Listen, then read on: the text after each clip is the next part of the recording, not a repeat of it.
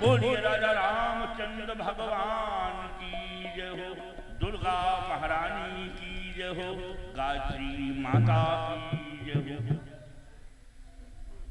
बड़े हर्ष की बात ठाकुर द्वारा भी प्रतिवर्ष की भांति इस वर्ष का सत्संग कार्यक्रम आपके समक्ष शुभारंभ हो रहा है। अभी गणेश महोत्सव का कार्यक्रम चलता था, 5वीं वेद की कथा, महाभारत 5वां वेद, जहां से कथा विराम दी थी यहां वहीं से आगे की कथा यहां सुनाई, जहां से वहां कथा विराम देकर गए वहीं से कथा आगे की ओर बढ़ाएंगे जहां से कथा सुनी। देखो, श्रीमद् भागवत की कथा सुखदेव जी ने राजा परीक्षित को सुनाई। 88,000 ऋषियों के मन गंगा का कथारों में सुखदेव जी ने राजा परीक्षित को श्रीमद् भागवत की कथा सुनाई। परीक्षित के पुत्र का नाम जनमेजय था। पुत्र का नाम, परीक्षित के पुत्र का नाम था जनमेजय, जिन्होंने वैशंपायन एक संत से ये 5वां वेद सुना है। इसे कहते हैं पंचवेद महाभारत, इसी से गीता चला। इसके कहने वाले हैं वैशंपायन संत और सुनने वाले हैं जनमेजय। इसका एक नाम जय भी है, जय संहिता। जय नाम व्यास जी ने इसका इसलिए रखा, जो ये कथा सुनता है उसकी लोक परलोक में विजय होती है, इसीलिए इसका नाम एक जय भी रखा। गणेश महोत्सव में कथा जो विराम दी, जिन्होंने सुना होगा, आते रहे, उन्हें ज्ञात होगा। कर्ण को एक सारथी पालता रहा, पुत्र की तरह। सारथी की पत्नी का नाम था राधा। कुंती ने कर्ण को गंगा में बहा दिया, इसलिए कि सूर्य का वरदान था। कुंवारेपन में 9 वर्ष की अवस्था में कर्ण का अवतार हुआ। देखो, कर्ण का जन्म नहीं है, कर्ण का अवतार है, सूर्य का वरदान था। कान से जिसकी उत्पत्ति हुई, कान से अवतार ही हो सकता है, जन्म तो नहीं हो सकता है? कान से उत्पत्ति हुई, इसी कारण उसका नाम कर्ण भी रखा गया। गंगा में बहाया गया। प्रातःकाल एक सारथी जो गंगा पे टहलने रोजाना जाया करता था प्रातःकाल, आज सारथी टहलने आया तो उसे एक बालक के रोने की आवाज गंगा के किनारे सुनाई दी। दौड़ के पहुंचा तो सारथी ने देखा एक अबोध बालक रो रहा है। सारथी ने उस बालक को उठाया, अपने सीने से लगाया। बालक ने तो गले में बाहें डाल दी, चुप हो गया। लेकिन अब सारथी रोने लगा। बालक तो चुप हो गया, लेकिन अब सारथी रोने लगा। सारथी क्यों रोने लगा? कि एक सारथी गंग पर आया प्रातःकाल, शिशु पर पड़ते ही नजर उठा लिया तत्काल। कि सारथी दुखी था इसीलिए उसके कोई संतान न थी, गोदी लेने का साधन था, साधना मगर आसान न थी।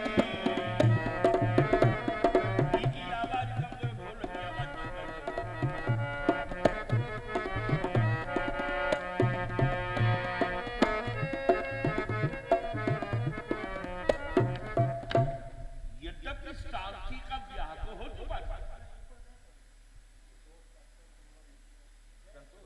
अरे वाह भाई वाह, देखो भाई, हमारे परम मित्र हैं, अब बहुत पुराने हैं। संतोष कश्यप, यहीं पे मकान भी है और मकान में ही दुकान भी है। तुम्हारे देखो कमलेश गुप्ता जी के द्वारा ये 11 मुद्राएं दक्षिणा की ये पितृ पक्ष चल रहा है और अन्नदान का विशेष महत्व माना जाता है। पितृ पक्ष में ये अन्नदान है, 10 मुद्राएं हैं। समस्त जनाधार के द्वारा प्रतिवर्ष ये कार्यक्रम जो मनाया जाता है जिसमें अपनी श्रद्धा समर्पित है। श्री रामासरे सक्सेना, श्री रामासरे सक्सेना के सौजन से 50 मुद्राएं इस धर्म महायज्ञ में श्री गणेशार कार्यक्रम का है जिसमें भगवान गणेश के चरणों में अपनी श्रद्धाओं की अर्पण है। सुखी रहें, भगवान गणेश की कामना को पूर्ण करें, भोले शंकर संकट से दूर रखें, ये कामना की जाती है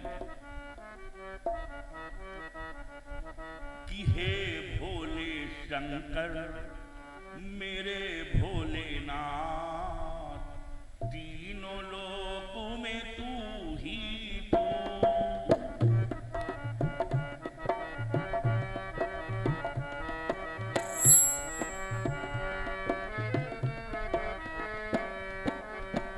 श्रद्धा सुमन मेरा मन बेलु पतुरी और जीवन अर्पण कर दो, हे भोले शंकर मेरे भोलेनाथ, तीनों लोक में तू ही तू।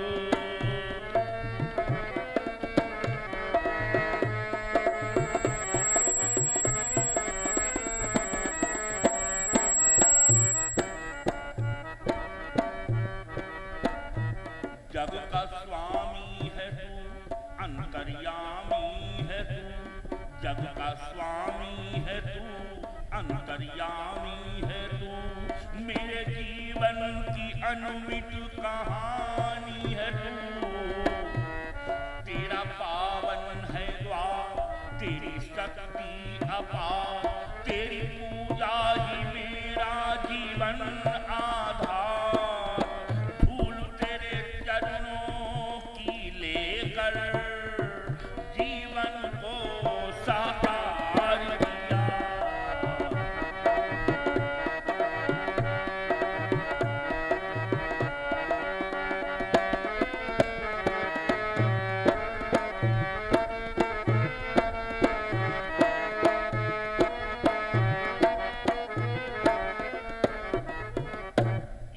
भैया करीब ई को कम कर दो और ई का थोड़ो कम कर दो, ई वाले और ई को कम कर दो।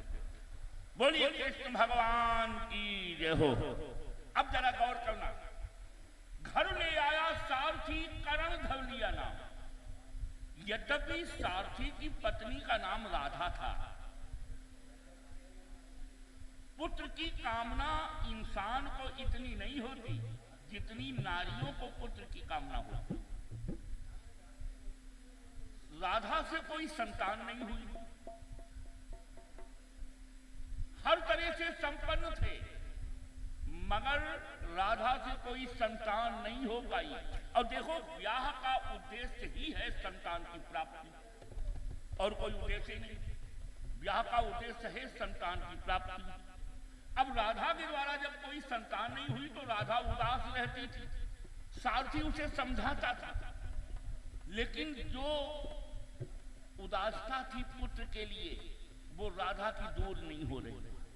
आज जिस समय चांद जैसा पुत्र पाया सारथी ने, रोने लगा कि राधा पुत्र के लिए दुखी रहती थी, आज मैं उसकी गोद में ये इतना सुंदर चांद सा बालक डाल दूंगा तो वो कितनी खुशी हो जाएगी। अब आप जरा गौर करें, उस टूटे हुए परिंदे में प्रभु के प्रताप से पांख मिली, हीरा भी झुक के हाथ लगा, अथवा अंधे को आंख मिली, हीरा भी झुक के हाथ लगा।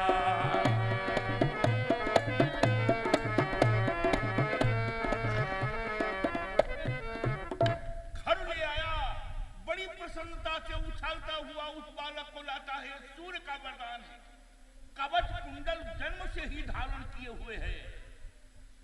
आज राधा की गोद में डाल दिया, उस बालक तो राधा बड़ी प्रसन्न हो गई, कहने लगी ये किसका बालक है? सारथी कहने लगा आज से ये तुम्हारा बालक है, इतना छोटा है ये तो हमको ही माँ बाप समझेगा, ये तो अच्छा रहा। नाम उसका करण रख दिया गया। अब वो अबोध बालक है, राधा उसे अपने पुत्र की तरह पालने लगी, पुत्र की तरह लालन पालन करने लगी। धीरे धीरे करण सियाना होने लगा। मोहल्ले के जो बालक हैं उन्हीं में करण खेलता भी है। अब खेलने कहाँ जाएगा? मोहल्ले के जो बालक होंगे उन्हीं में तो खेलेगा। एक दिन बच्चों में खेल हो रहा था आंख मिचौनी का, एक खेल हो रहा था आंख मिचौनी का। अब बच्चों का स्वभाव है कि खेलेंगे साथ साथ और लड़ाई झगड़ा भी करेंगे। भगवान शंकर के दो लड़के, जरा गौर करना, गणेश और खड़ानन, जब तक लड़की कुंवारी रहती है तब तक वो पिता के नाम से संबोधित की जाती है, जब तक कुंवारी है। अब ब्याह होने के बाद पिता का नाम कट गया, फिर पति का नाम आ गया, पति के नाम से बुलाई गई। और जब 2-4 लड़कबा हुई गए तो पतियों को नाम हट गो, फिर लड़का के नाम से ये की मम्मी जाती, ये की माता जाती। हम नहीं कहते, रामायण देखो, जब तक पार्वती कुंवारी रही तब तक क्या कहा कि जय जय जय गिरिराज किशोर,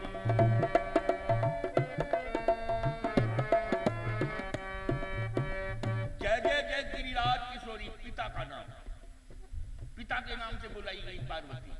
और जब भोले बाबा से ब्याह हो गया तो पिता का नाम हट गया।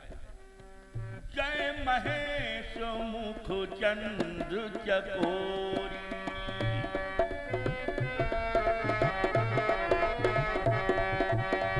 जय जय जय गिरिराज किशोरी, जय महेश मुख चंद्र चकोरी।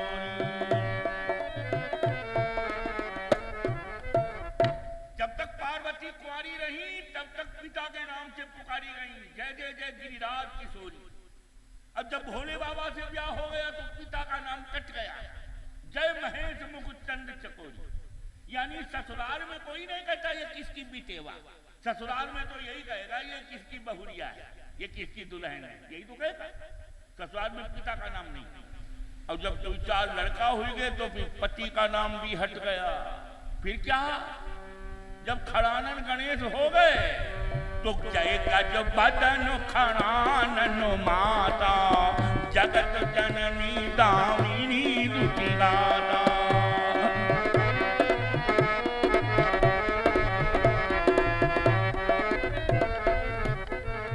खड़ानन अब गणेश हो गए तो भोले बाबा का नाम हट गया, जय गज बदन खड़ानन माता।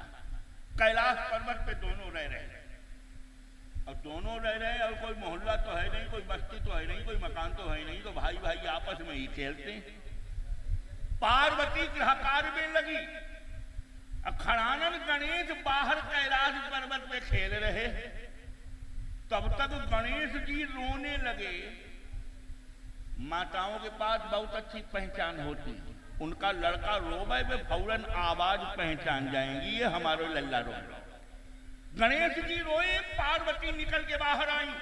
पार्वती ने गणेश से प्रश्न किया, बोली गिरीश सुता रोवत गणेश काहे।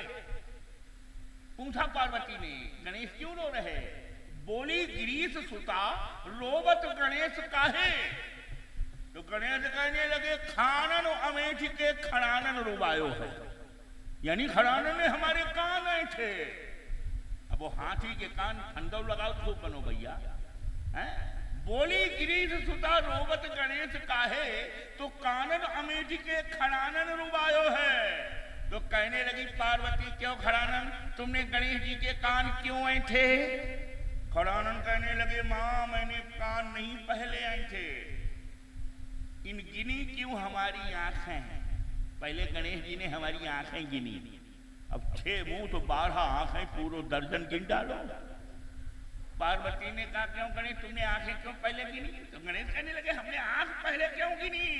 अरे इन नापी सूंड आंगुरीन, पहले इन्होंने हमारी सूंड नापी, कई अंगुल लंबी है, तो हमने आंखें गिनना शुरू। अब भाई ये लड़ाई कौन मिटावे? ये झगड़ा तो मिट ही नहीं सकता। भगवान शंकर समाधि लगाए। भगवान शंकर कैसी समाधि लगाए मालूम? शीश जटा शशिभार धरे विष। भोले बाबा कैलाश में समाधि लगाए बैठे। कैसे? शीश जटा शशिभार धरे विष, आखिन में करुणा अनुराग, अंग भुजंग अनेक चढ़े, यानी सर अंग भुजंग अनेक चढ़े, कछु मौज ले धरती पर लौटे। और जानत शंकर के मन की, बिनु पाए इशारा न दौड़े न काटे। बर्द है बैल त्रिशूल गड़ा, डमरू टंगा, और आप लगे तो हाथन नशा घोटे। भोले बाबा नशा घोट रहे हैं। मैं आपसे निवेदन कर रहा था कि पुत्र की कामना नारियों को अधिक होती। धीरे धीरे करण सियाना हुआ, आंख बिचौनी का खेल खेल रहा है। तब तक एक लड़के ने हाथ उठा के कहा कि मैंने करण को छू लिया है, अब करण चोर बनेगा। कि मैंने करुण को छू लिया है। वो लड़का हाथ उठाकर कहने लगा साथियों से कि मैंने करुण को छू लिया है, वो देखो पीछे आता है।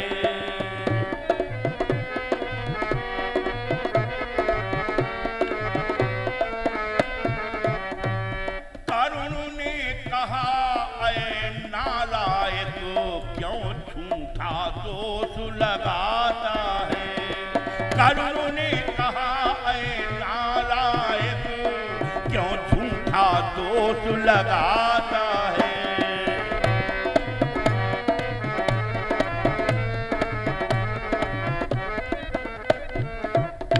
जब लड़के ने कहा मैंने करण को छू लिया, करण ने कहा भाई को ये गलत बोल रहा है, इसने मुझे नहीं छू पाया, फिर भी झूठ बोल रहा है कि मैंने छू लिया करण को। लड़का कहने लगा मैं अपने बाप की सौगंध खा के कहता हूं मैंने करण तुझे छू लिया। तो करण भी कहने लगा मैं भी अपने बाप की सौगंध खा के कहता हूं तूने मुझे नहीं छू पाया। अब बात इतनी बढ़ी कि दोनों ने अपने अपने बाप की सौगंध खाई। कि लड़का बोला बाप की कसम इसकी आखिरी सफाई है। करुण ने कहा प्रभु की साक्षी एवं तातु की दुहाई है।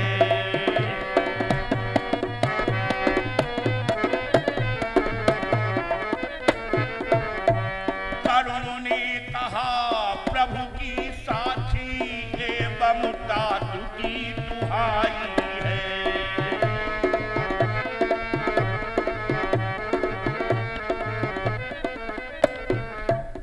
जब लड़के ने बाप की सौगंध खाई तो करण ने भी कहा कि मैं भी अपने बाप की सौगंध खाता हूं, इसने मुझे नहीं छू पाया। तो सभी बालकों ने ताली बजाई।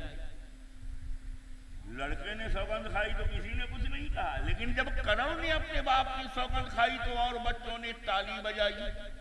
करण कहने लगा क्यों भाई तुम हंस क्यों रहे हो, ताली क्यों बजा रहे हो। बालक एक साथ कहने लगे अरे कुछ माँ बाप को जानता है या यूं ही खड़ा करता है।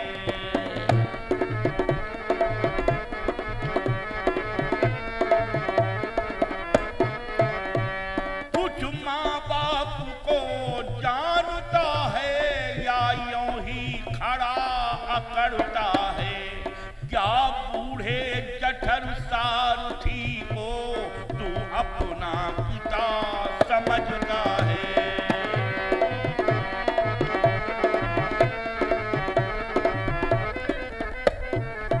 बच्चों ने कहा कि माँ बाप का पता है कि सौगंध खा रहा। कहने लगा करण वो बाबा सारथी है ना मेरा पिता। बच्चों ने कहा गलत, वो तेरा पिता नहीं है। अगर पिता नहीं है तो वो मेरा कौन है।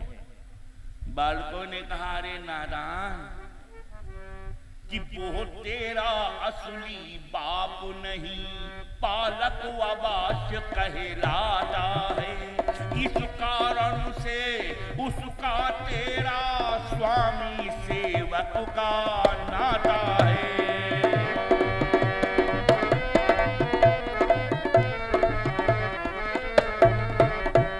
घर माँ बाप को जानता है तो नाम बताया उन्हें दिखा, टुकड़े खाया कर मौज उड़ा, उस बुढ़े की सौगंध न खा, टुकड़े खाया कर मौज उड़ा।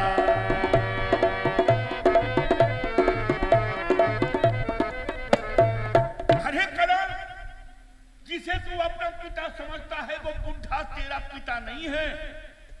वो तेरा पालन करने वाला तो है, मगर वो तेरा बाप नहीं हो सकता। अगर माँ बाप को जानता है तो उनका नाम बता या उन्हें दिखा। अरे तेरे तो गोत्र का भी पता नहीं, तेरे वंश का भी पता नहीं। करण ने खेल छोड़ दिया, चल दिया उदास होकर। घर आया, भोजन बना रखा है। सारथी और राधा बगैर करण के भोजन नहीं करते थे, साथ ही बैठ के अपने पुत्र की तरह प्रेम देकर भोजन करते। आज सारथी ने कहा, बेटा कहाँ गया था? हम लोग भूख से व्याकुल हो रहे हैं, तो कहाँ खेलने निकल गया? ढूंढते ढूंढते थक गया, मिला नहीं। करण रोने लगा। बेटा रो रहा है? क्यों रो रहा है? हाँ बाबा मैं रो रहा हूं। एक बात बताओ बाबा, कि आपकी भांति मेरे कारण दूसरा सहेगा ताप नहीं, पर मुझे पता यह लगता है आप हैं दास के बाप नहीं।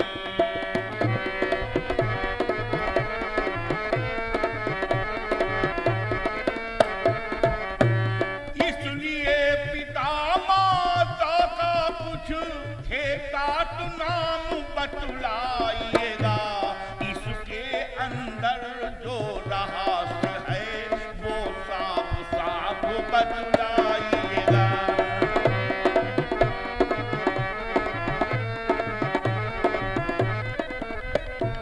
करण ने कहा कि मैं जानता हूं बाबा, आपकी भांति मेरे कारण दूसरा सहेगा ताप नहीं, पर मुझे पता ये लगता है आप हैं दास के बाप नहीं। आपने मुझे कहां पाया? बाबा मेरे बल विक्रम के आगे भूमंडल भैंसा खाता है, मेरे बल विक्रम के आगे भूमंडल भैंसा खाता है, पर प्रश्न जाति का उठता है तो मुंह न दिखाया जाता है। सारथी कहने लगा, बेटा मैं सत्य कहूंगा, सत्य के सिवा कुछ नहीं कहूंगा। मैं नहीं बता सकता तेरी माँ बाप कौन है, तेरा वंश कौन है। अरे हम तो ये भी नहीं बता सकते तेरा गोत्र कौन है। सीधा सादा सारथी बोला, हे तात, शपथ त्रिलोकी नाथ की हमें नहीं कुछ ज्ञात, कि ना जाने किसने किस कारण गंगा में तुम्हें बहाया था।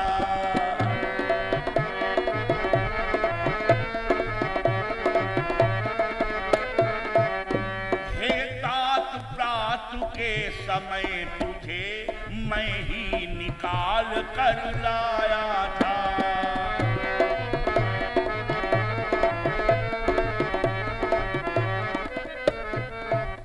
कहा कि बेटा मैं नहीं बता सकता तेरा मां कौन है, पिता कौन है। मैं रोजाना गंगा पे टहलने जाया करता था बेटा। तू एक दिन लकड़ी के मंजूसे में पड़ा रो रहा था, मैं तुझे लेकर आया, राधा की गोद में डाल दिया। हमने तो तुझे पिता समझ के ही पाला, पुत्र समझ के तेरा पालन किया। अब तो मुझे पिता समझ अथवा न समझ, ये तेरी खुशी। करण कहने लगा, बाबा जिसके वंश का पता न हो, जिसकी जात का पता न हो, जो किसी जात के योग्य नहीं है उसे जीने से कोई लाभ नहीं, उसको जीने का कोई अधिकार नहीं। मेरे बल विक्रम के आगे भूमंडल भैसा खाता है, पर प्रश्न जाति का उठता है तो मुंह न दिखाया जाता है। बाबा अब मैं आत्महत्या कर लूंगा, दुनिया में मुंह दिखाने योग्य नहीं रहूंगा, क्योंकि हर एक की पहचान होती है पिता से, पिता से पहचान होती है। लेकिन पुत्र जो है वो पिता से माता को अधिक चाहता है। अब ये मालूम क्यों चाहता है, माता को अधिक क्यों चाहता है? उसका कारण, अगर आप बैंक में पैसा निकालने जाएं तो लिखेंगे 1000 रुपए निकालना है, तो आप लिखेंगे 1000 रुपए मात्र, मात्र लिखोगे बाद में तो पैसा निकल आएगा। अगर आपने लिख दिया 1000 रुपए पितृ, पैसा नहीं निकलेगा। मात्र से ही पैसा निकलता है, पितृ से नहीं। बिडाल भर के देख लेना, बिडाल बार लिखोगे 1000 रुपए मात्र, मात्र तो पैसे निकलेंगे। अगर मात्र की जगह पितृ लिख दिया तो पैसे नहीं निकलेंगे। तो माता का स्थान ऊंचा।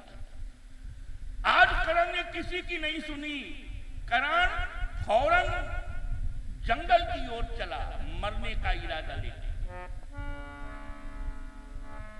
कि थक गए नैना,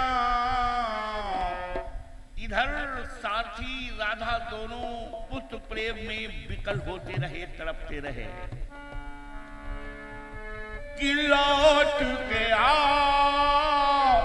लौट के आ, लौट के आ, लौट के आजा मेरे मीत, तुझे मेरे गीत बुलाते हैं। लौट के आजा मेरे मीत।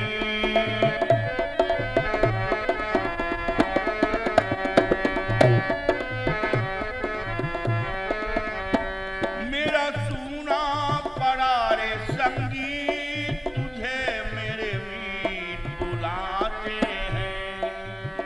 लौट के आजा मेरे मीत, तुझे मेरे गीत बुलाते हैं।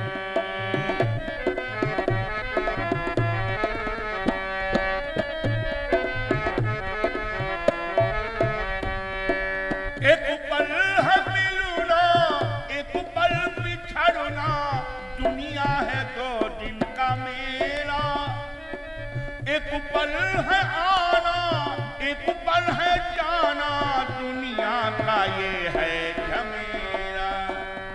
तूने भली रे निभाई प्रीत, हो ये घड़ी न जाए बीत, तुझे मेरे गीत बुलाते हैं। लौट के आजा मेरे मीत, तुझे मेरे गीत बुलाते हैं, तुझे मेरे गीत बुला। देखो वैसे तो प्रेम से बड़ा कुछ नहीं, मगर मुसीबत तब आ जाती है जब कर्तव्य और प्रेम एक दूसरे के विरोध में खड़े हो जाते हैं। राधा तड़पती रही, सारथी बुलाता रहा, मगर करण किसी की नहीं सुनता है। सीधा जंगल में चला गया। सूखी लकड़ियों को बीन कर इकट्ठा करके करण ने एक चिता बनाई। चिता, चिता में आग लगाई। जब धू धू करके चिता जलने लगी तो करण उस चिता में कूदने को आगे बढ़ा। ज्यों ही आगे बढ़ा त्यों ही पीछे से आवाज आई, क्या?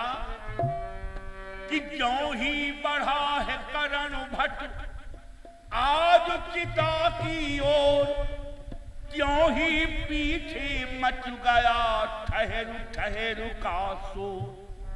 आवाज आई, ठहर जा बेटा, ठहर जा। करण ने मुड़ के देखा। श्री संतोष जी की ओर से बार बार लगातार कमला पसंद के साथ 20 मुद्राएं प्रथम चरण पे श्री गणेश महाराज के चरणों में समर्पित। सुखी रहे भोले संकट संकट हरे, प्रभु से कामना है। आज सूर्य को देखा पीछे, आज भगवान सूर्य करण के खातिर एक बुढ़े का रूप बनाए, लपटे हुए डंडा लिए भागते चले आ रहे हैं कि देखा सूर ही मनुज बन कर उस ओर लपकते आते हैं।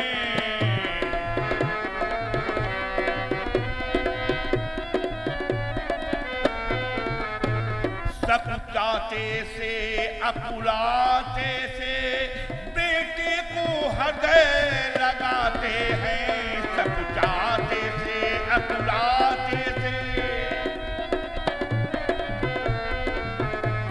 बोले बेटा यह कार्य खुदा क्यों नभमंडल की खीरी में अय भूतल के प्रकाश करता देता क्यों प्राण अंधेरे में अय भूतल के प्रकाश करता।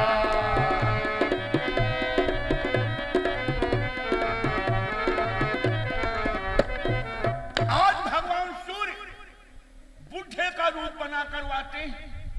कर्ण से कहने लगे बेटा तेरे मरने का कारण क्या है, क्यों मर रहा है? कोई बाबा गम नहीं, कोई खुशी नहीं। मतलब क्या? मतलब यह है बाबा, लाई हयात आई कजा, अब ले चली चले।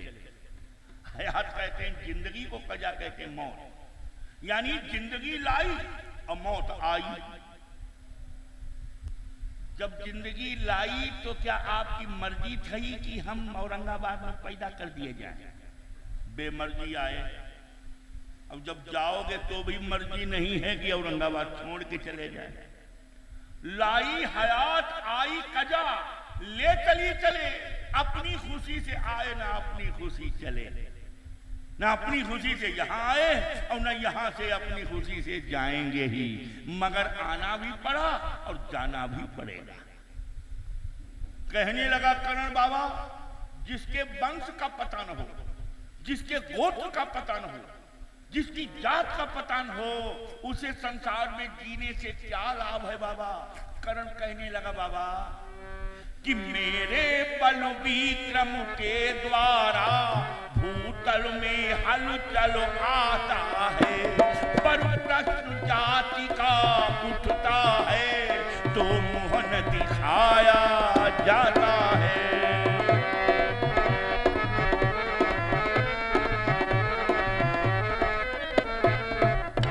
पर प्रश्न जाति का उठता है तो मुंह न दिखाया जाता है बाबा।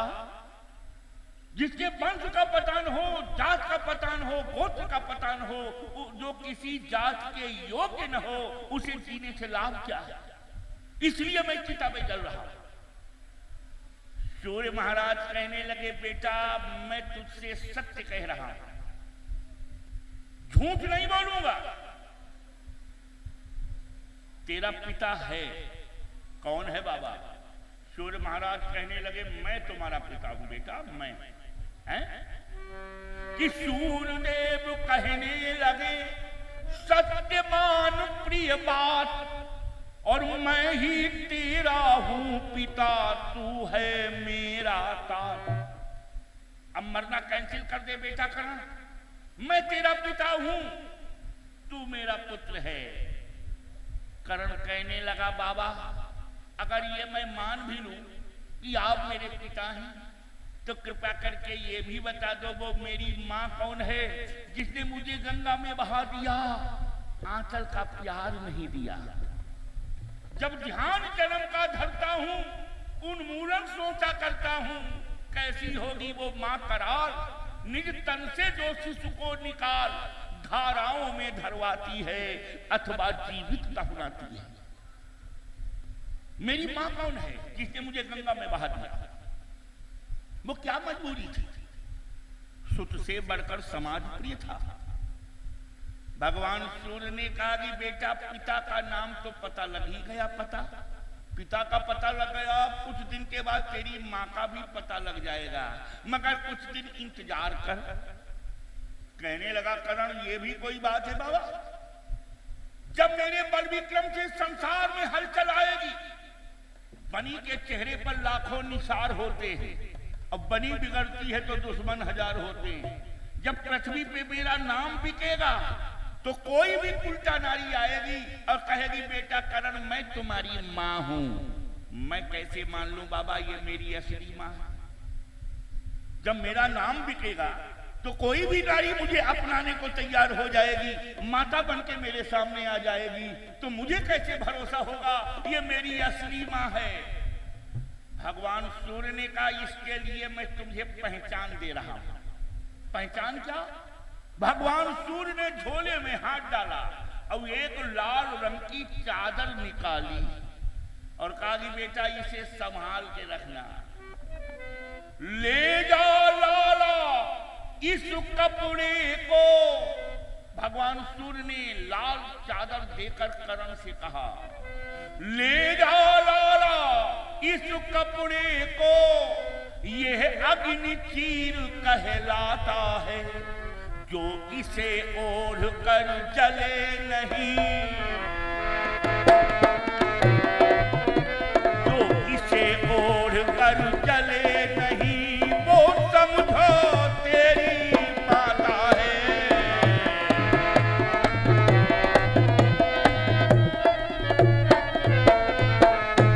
ले जा लाला इस कपड़े को, यह अग्नि चीर कहलाता है, जो इसे ओढ़ कर जले नहीं, वो समझो तेरी माता है।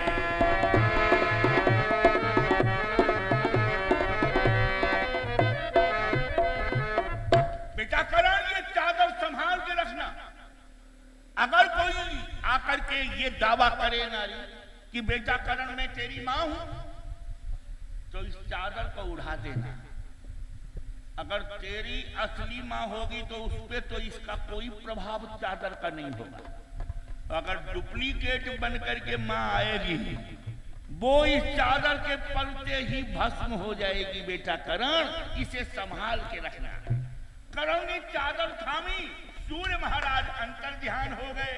अब करण ने मरना कैंसिल कर दिया, घर लौट आया। जो राधा सारथी व्याकुल पड़े थे उसने करण को जो देखा, सारथी कहने लगा बेटा देख तेरी माँ राधा का क्या हाल तेरे वियोग में हो गया, इसने तो आज खाना पीना कुछ नहीं किया। करण ने आकर राधा से कहा माँ अब मैं कहीं नहीं जाऊंगा। कहीं नहीं? हाँ अब कहीं नहीं जाऊंगा, अब तुम्हारे पास ही रहूंगा। मरना कैंसिल हो गया। अच्छा था। करण के विद्या पढ़ने का समय आया। विद्या पढ़ने का।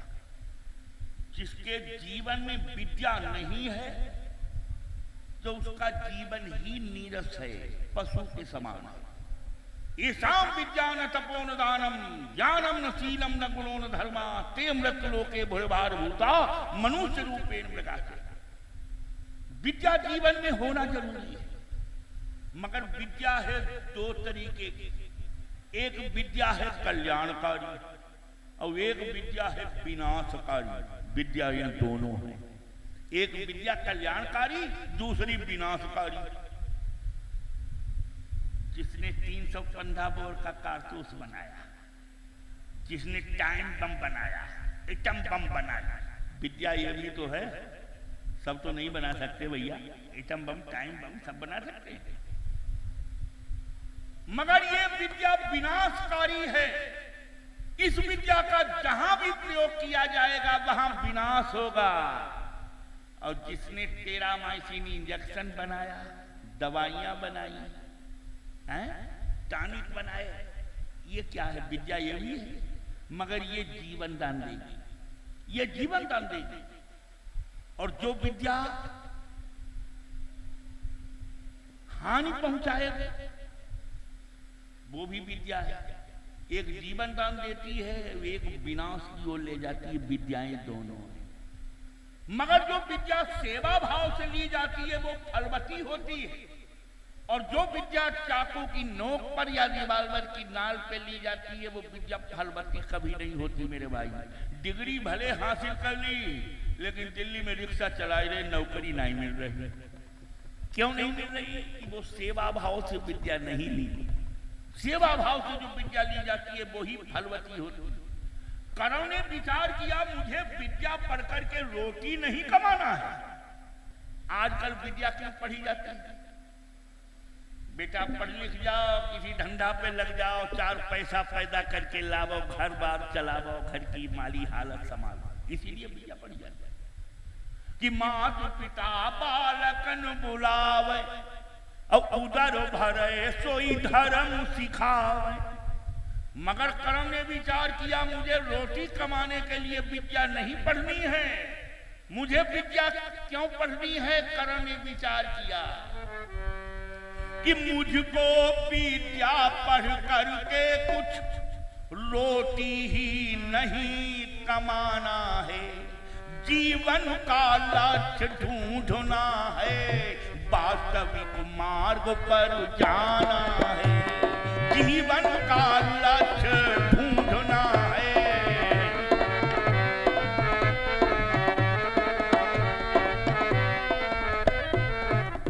जीवन के वास्तविक लक्ष्य पे पहुंचना है मेरा उद्देश्य। विद्या पढ़ के रोटी कमाना हमारा उद्देश्य नहीं है। कर्ण ने विचार किया जो मुझे वास्तविक मार्ग पे पहुंचा दे, जो आत्मज्ञान दिला दे, मुझे वो विद्या पढ़नी है। मगर वो विद्या कौन पढ़ा सकता है जिसकी मुझे तलाश है? पूरे संसार पे कर्ण ने नजर दौड़ाई कि कोई गुरु ऐसा मिल जाए जो मुझे विद्या पढ़ाकर पारंगत बना दे। मगर कोई भी गुरु नहीं पसंद आया कर्ण को। पसंद देखो अपनी अपनी, ख्याल अपना अपना। पूरे संसार पे नजर दौड़ाई, कोई पसंद गुरु नहीं आया। एक गुरु पसंद आया। कौन? कि सकल सुगुण संपन्न है, भृगुपति तेज निधान, परशुराम महाराज। वो मुझे वास्तविक लक्ष्य पे पहुंचा सकते हैं, वो मेरी अरमान पूरी कर सकते हैं, केवल परशुराम।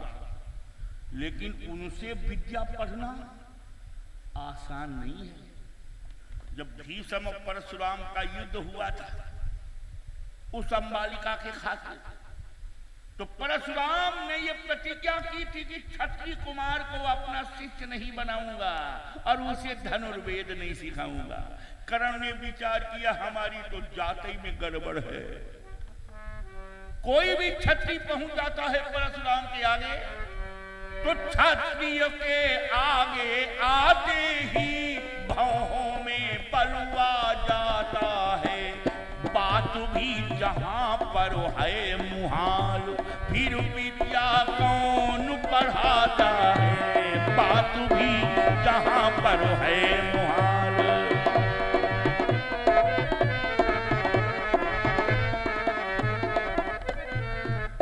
देखो गुलाब होता है कांटों में, और कहने लगा कर्ण मैं विद्या पढ़ूंगा तो परशुराम से ही पढ़ूंगा। लेकिन कैसे?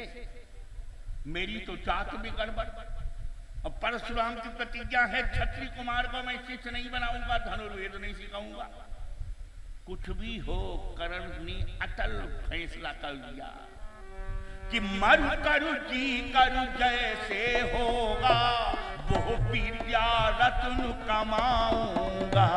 क्षत्रियता यही छोड़ दूंगा, भिक्षुक ब्राह्मण बन जाऊंगा। क्षत्रियता यही छोड़ दूंगा।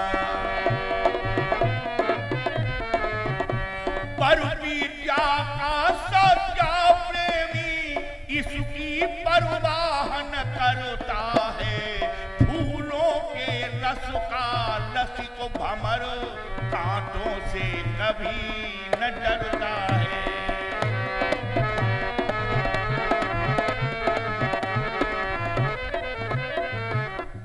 अगर परशुराम की ये प्रतिज्ञा है कि मैं क्षत्रिय कुमार को धनुर्वेद नहीं सिखाऊंगा, अपना शिष्य नहीं बनाऊंगा, तो मैं ब्राह्मण बनकर जाऊंगा।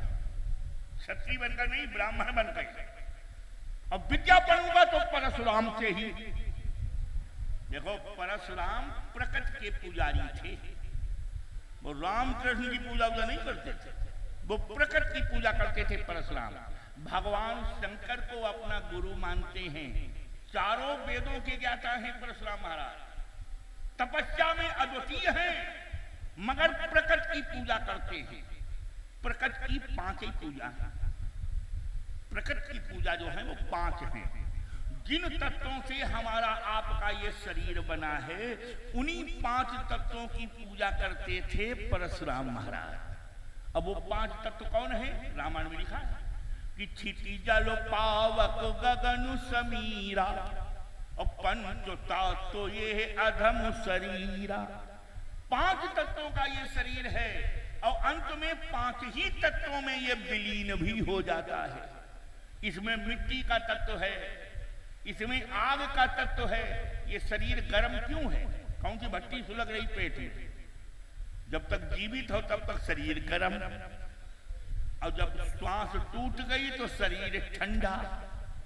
लोग कहना है कि जैसा ठंडे हुए गए भैया जी, ठंडे हुए गए। ठंडे हुए का मतलब गर्मी चली गई, ठंडे हुए गए। तो आग का तत्व है, हवा का भी तत्व इस शरीर में है, आग का तत्व है, मिट्टी का तत्व है, जल का तत्व है, आकाश का तत्व है। आप बोलते हैं आवाज जो जाती है, ये आकाश का तत्व है। अब मरने के बाद इन्हीं 5 तत्वों में शरीर विलीन हो जाता है। आग का तत्व आग में, हवा का तत्व हवा में, मिट्टी का तत्व मिट्टी में। और परशुराम इन्हीं 5 तत्वों की पूजा करते हैं। अग्नि पूजन, वायु पूजन, आकाश पूजन, जल पूजन, ये 5 पूजाएं परशुराम करते हैं, प्रकृति के पुजारी। और मालूम परशुराम ने हाय वंश के क्षत्रियों का विनाश कर दिया। एक भी हाय वंश का क्षत्रिय संसार में आपको नहीं मिलेगा। चंद्रवंशी क्षत्रिय हैं, सूर्यवंशी क्षत्रिय हैं, अग्निवंशी भी क्षत्रिय हैं, मगर हाय वंश का क्षत्रिय नहीं। तो कुछ लोग क्षत्रिय नाराज हो जाते हैं, ये परशुराम बहुत खराब थे, इन्होंने हमारा वंश मिटा दिया, हाय वंश मिटा दिया। लेकिन क्यों मिटा दिया? सवाल ये भी तो है, क्यों मिटा दिया? सुनिए जरा। अरे वाह, क्या नाम आपका? हाँ देखो, श्री रानू जी के द्वारा शिव दरबार में 50 मुद्राएं धर्म के इस प्रांगण में बड़े श्रद्धा भक्ति से पितृ पक्ष में अर्पण है। कामना है पितरों का आशीर्वाद रहे, पढ़े लिखे विद्वान बने, प्रभु से कामना है। अब आप जरा गौर करें, श्री शोभित अवस्थी पितृपक्ष में 21 मुद्राएं भगवान के दरबार में, शिव दरबार में श्रद्धा अर्पण है, सुधी रहे।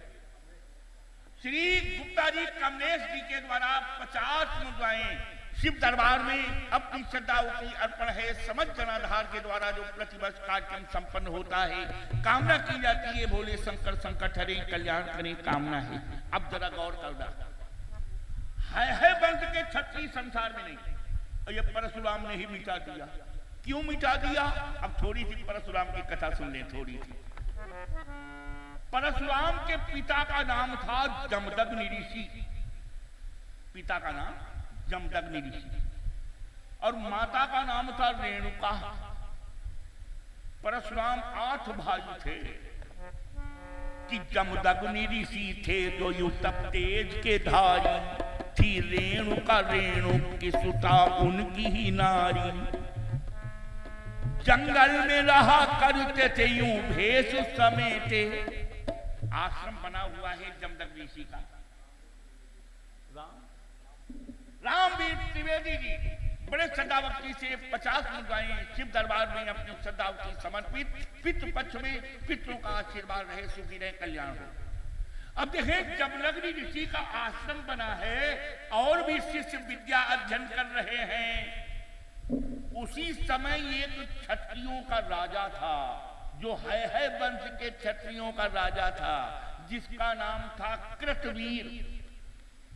इसे सहस्त्र बाहु अर्जुन भी कहते थे, 1000 भुजाएं थी, इसीलिए इसका नाम सहस्त्र बाहु अर्जुन भी था, कृतवीर का। देखना जरा, बलवीर परशुराम सहित 8 थे बेटे। जमदग्नि ऋषि के 8 पुत्र थे। बलवीर परशुराम सहित 8 थे बेटे, जंगल में रहा करते थे यूं भेष समेटे। उस वक्त था एक क्षत्रियों का वंश विकट वीर, कृतवीर था उस वंश का महिपाल समरधीर। उस वंश के आतंक से मृगराज थे डरते, उस वंश के पशुओं पे कभी घात न धरते।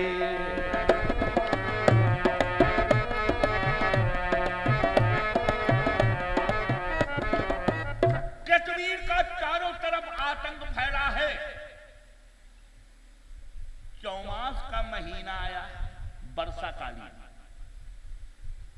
कृतवीर ने मंत्री से कहा कि महात्मा जमदग्नि से कहो चतुर्मासा मेरे महल में आकर बिताएं, मैं धर्म कार्य करना चाहता हूं, धर्म लाभ कमाना चाहता हूं। इसलिए आश्रम के जितने भी शिष्य हैं सब पत्नी सब परिवार सहित मेरे महल में आकर दर्शन दें, मैं सेवा करके पूर्ण लाभ लेना चाहता हूं।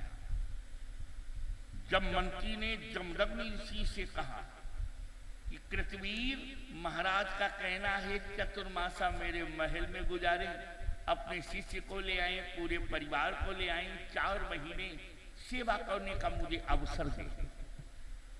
जमदग्नि कहने लगे जाकर अपने महाराज से कह दो महात्मा जंगल का वासी है, जंगल में 2 ही शक्तियां रहती हैं, या तो कोई फकीर रहेगा या तो कोई डकैत रहेगा। और कौन रहेगा जंगल में भैया?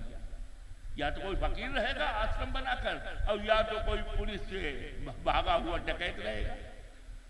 महाराज से कहना कि अगर पूर्ण लाभ लेना चाहते हैं तो मेरे आश्रम में भोजन सामग्री पहुंचा दें, शिष्यों की और व्यवस्था बना दें, मगर महात्मा उसके महल में सेवा लेने नहीं जाएगा, चतुर्मासा नहीं बिताएगा। जिसका इतना बड़ा आतंक था, चारों तरफ वैभव फैला था कृतवीर का, और एक फकीर ने जब सेवा ठुकरा दी, इस बात को कृतवीर बर्दाश्त नहीं कर सका। उस द्वेष से जमदग्नि को राजा ने सताया, हमला कर दिया जमदग्नि के ऊपर। कृतवीर ने सेना लेकर गौओं को हरण कर लिया।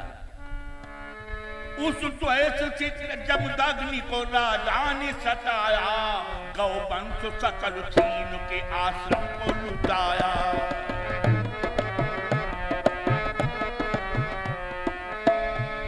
कुछ शिष्य जो गुरु सेवा ही तो रण में लड़े हैं, कुछ मारे गए और कुछ घायल भी पड़े हैं। उस वक्त परशुराम भी तो घर में नहीं थे, फल फूल के हित वन में कहीं दूर गए थे।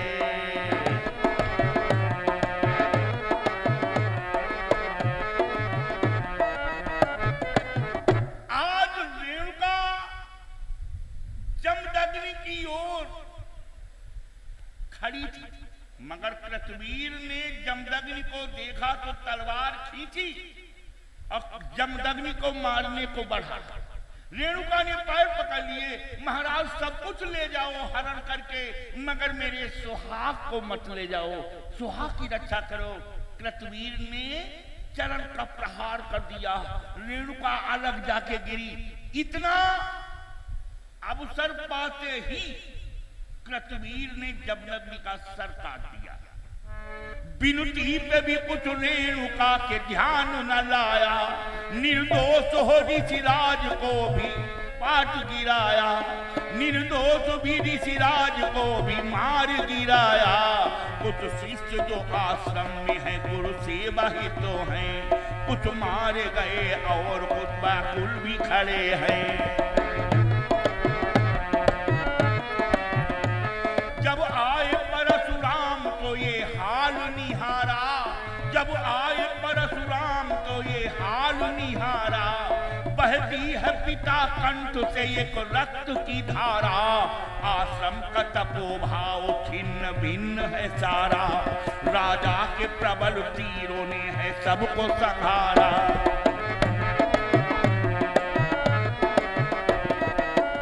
अभी रेणुका रो रही थी, परशुराम का नाम ले लेकर रो रही थी अपने पति की लाश पर। ज्यों ही परशुराम आए, जनार्दन तिवारी कटियारी हरदोई जनपद के सौजन से शिव सेवा में 50 मुद्राएं सादर समर्पित हैं। सुखी रहे, पितरों का शुभ आशीर्वाद रहे, प्रभु से कामना है। आज रेणुका अभी तो रो रही थी, मगर रेणुका ने परशुराम को देखते ही आंसुओं की धारा रोक ली और कहने लगी, बेटा मैं पति के लिए नहीं रो रही, मेरे रोने का कारण कुछ और है। माता वो कारण क्या है? तो रेणुका ने कहा, सुनो बेटा कि क्षत्राणी को पति मरने का होता है नहीं शोक, हथियार से कट मरने से मिलता है अमर लोक। क्षत्राणी को पति मरने का होता है नहीं शोक, हथियार से कट मरने से मिलता है अमर लोक। पर मेरे तो दिल में यही है शोक समाता, कह दे न कोई रेणुका थी पूर्व की माता।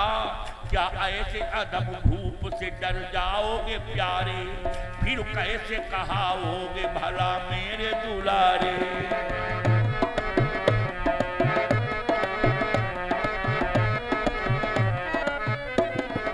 उस केतवी ने मुझे राण बना दिया, तुम्हें पितुहीन बना दिया। बेटा क्या ऐसे आतंकी राजा से तू डर जाएगा? मैं तो तेरे पिता के साथ सती हो रही हूं बेटा परशुराम, मगर मेरे नाम पे अगर तुम्हें पितृपक्ष में जलदान करना हो, अगर मेरे नाम के ब्राह्मण पितृपक्ष में खिलाने हो, तो बेटा याद रखना, मंजूर मेरे नाम पे तर्पण हो कराना, उस वंश के सोनी से चिता मेरी बुझाना। मंजूर मेरे नाम पे हो विप्र जी माना, उस वंश की करबोटियां की धों को खिलाना। 21 दफे पीट के निज हाथ से छाती, है वीर परशुराम में है आग लगाती।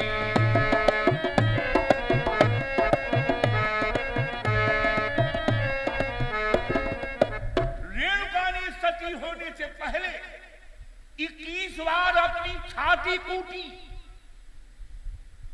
परशुराम ने है वंश के क्षत्रियों पर 21 ही हमले किए, 22वां हमला नहीं किया। रेणुका ने 21 बार मरने से पहले, चिता पे चढ़ने से पहले अपनी छाती पीटी, तो परशुराम ने है वंश के क्षत्रियों पर 21 ही हमला किए, 22वां नहीं।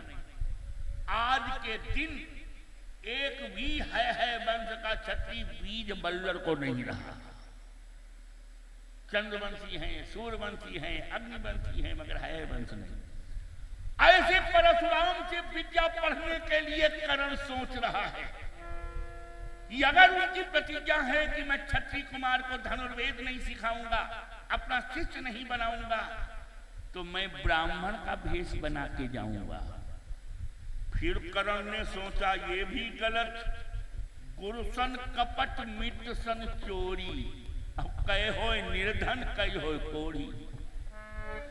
यद्यपि इस छल असत्यता का बदला आगे ही आएगा, पर इसकी कुछ परवाह नहीं, जीवन पथ तो मिल जाएगा, पर इसकी कुछ परवाह नहीं।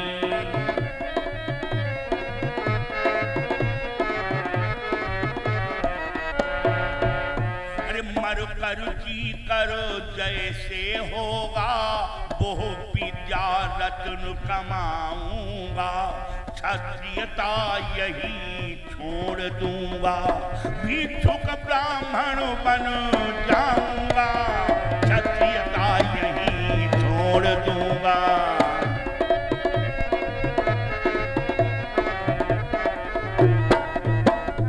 अगर श्री संतोष कश्यप जी के सौजन से कमला पसंद के साथ 20 मुद्राएं पितृपक्ष में भगवान भोलेनाथ के दरबार में अपनी श्रद्धा की सादर समर्पित, सुखी रहे, भोलेनाथ की अनुकंपा रहे, कल्याण हो। देखिए जरा, आज कर्ण ने ब्राह्मण का भेष बनाया, राम नामी दुपट्टा ओढ़ लिया, गले में तुलसी की माला डाल ली, जनेऊ भी पहन लिया। देखो जनेऊ सब नहीं पहन सकते, जनेऊ में दो ही गांठें हैं, एक है ब्रह्मफास और दूसरी है रुद्रफास। ब्रह्मफास ब्राह्मण के लिए अलाउ और रुद्रफास ये क्षत्रिय के लिए। तीसरी गांठें ही नहीं कोई लगी जो तीसरी जाति पहन सके। इसका नियम अगर नहीं पालन करते हो तो ये विनाश भी कर देने वाला है जनेऊ, ये भी समझ लेना। जिस नीम की डाल में आप उतरा हुआ जनेऊ बांधते हैं, देख लेना वो डाल भी सूख जाती है, इतना तेज उस जनेऊ में होता है। आज करण ने जनेऊ डाल लिया, माला भी पहन ली, राम नामी दुपट्टा ओढ़ लिया, चंदन बंदन लगा के चला कि चलो गुरु के दुआरिया, दुनिया से नाता तोड़ के।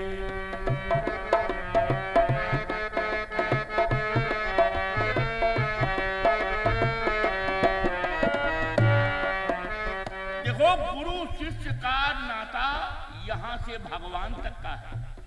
ये संसारिक रिश्ते तो यहीं तक हैं, जब तक श्वास चल रही है तब तक संसारिक संबंध जुड़े हुए हैं।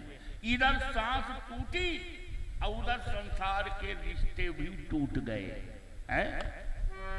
कि दिन तेरे तनु तरु मरु की सब ही बात झरी गई है, जा दिनो मन पंछी उड़ गई है।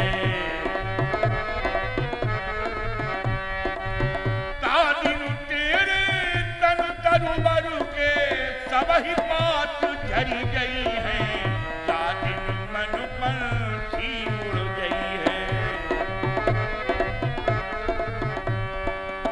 घर के कहत बेगी यही काढ़ो, भूत भय को खई है। देखो भैया, जिंदा से कोई नहीं डरता, मरे तो सब डिरात। जिंदा से नहीं कोई डिरात, मरे से डिरात। वैसे हनुमान चालीसा भले न पढ़ाएं, अब शमशान भूमि से निकले बन मिलारे खुर्र करी कि जय हनुमान ज्ञान गुण सागर। डरमा मरने के बाद कोई रिश्ता नहीं रहता, संसार के सब रिश्ते टूट जाते हैं। और अगर ये मृत्यु न होती तो ये धर्म कर्म पूजन पाठ दान आदि ये कुछ नहीं था। मृत्यु के भय से ये धर्म कर्म जिंदा है। अगन होती तो मैं धरा पर धरा बनी ये मसान होती। मृत्यु ने कहा दुनिया वालों, अगन होती तो मैं धरा पर धरा बनी ये मसान होती। न मंदिरों में ये घंटे बजते, न मस्जिदों में अजान होती है। हर बसर इस मौत से हैरान है, मगर मौत बतलाती है क्या भगवान है? मृत्यु का भय है, मृत्यु का, और किसी का भय नहीं। अब आप जरा गौर करें, ब्राह्मण बनकर के करण चला परशुराम से विद्या पढ़ने को। मोटा मोटा लिखा है श्री श्री 1008 श्री परशुराम महाराज। कर्ण ने गुरु के आश्रम को प्रणाम किया। जब अंदर गया, परशुराम पूजन पे बैठे हैं। कर्ण इंतजार करता रहा कि गुरु जी पूजन से हटें तो हम मुलाकात करें। इधर परशुराम की नजर घूमी, कहने लगे बेटा क्या नाम, कहां से आए हो? कहने लगा हाथ जोड़कर कर्ण गुरुदेव मेरा नाम है पंडित कर्ण दत्त। पंडित कर्ण दत्त ब्राह्मण हो, जनेऊ आगे दिखाया, लाइसेंस ये रही महाराज, ब्राह्मण हो। किस लिए आया? गुरुदेव वर्षों से लालसा थी कि आप गुरु बन जाएं तो मेरे मन के गुलशन को खिला दे, मुझे विद्या पढ़ाकर चमका दे। मैं आपसे विद्या पढ़ने को आया। परशुराम ने सोचा ब्राह्मण है, सब एक से नहीं होते, सब भीषम भी नहीं होंगे, यही बुढ़ापे में मेरा नाम उज्जवल करेगा। ब्राह्मण हो? हाँ गुरुदेव ब्राह्मण हो। तो परशुराम कहने लगे ठीक है बेटा, विद्या तुम्हें पढ़ाएंगे, लेकिन ये जो 4 वेद हैं इनमें कौन सा वेद पढ़ो? ऋग्वेद, सामवेद, अथर्ववेद, यजुर्वेद, 4 वेदों में कौन सा वेद पढ़ो? कर्ण कहने लगा गुरुदेव ये 4 वेद नहीं पढ़ेंगे, हम धनुर्वेद पढ़ेंगे, 5वां वेद धनुर्वेद। अब तो माथा चनका परशुराम का। परशुराम कहने लगे हो ब्राह्मण पढ़ोगे धनुर्वेद? धनुर्वेद से ब्राह्मण का क्या काम? अरे ब्राह्मण तो मंत्र के बाण छोड़े माला का धनुष बनाए, और तू ब्राह्मण है पढ़ेगा धनुर्वेद? हाथ जोड़ के कर्ण कहने लगा गुरुदेव धर्म पथ पे वो ही चल सकता है गुरुदेव जिसके एक हाथ में शास्त्र हो तो दूसरे हाथ में शस्त्र भी हो। जब धर्म होता है तो वहां नाना प्रकार की व्याधियां आती हैं, दैत्यों का बोलबाला होता है, उनका दमन करने के लिए शस्त्र भी होना जरूरी है। एक हाथ में शास्त्र हो तो दूसरे हाथ में शस्त्र हो। भगवान राम के हाथ में धनुष, भगवान विष्णु के हाथ में चक्र सुदर्शन, दैत्यों का संहार करने के लिए शस्त्र भी होना चाहिए। क्योंकि गुरुदेव धर्म पे चलना और तलवार पे चलना दोनों बराबर है गुरुदेव। कर्ण कहने लगा कि धर्म का पंथ कृपाणु की धारा, धर्म पे चलना तलवार पे चलना गुरुदेव दोनों बराबर है। कि धर्म का पंथ और कृपाणु की धारा, और लगत खगेश न लागे बारा, लगत खगेश न लागे बारा।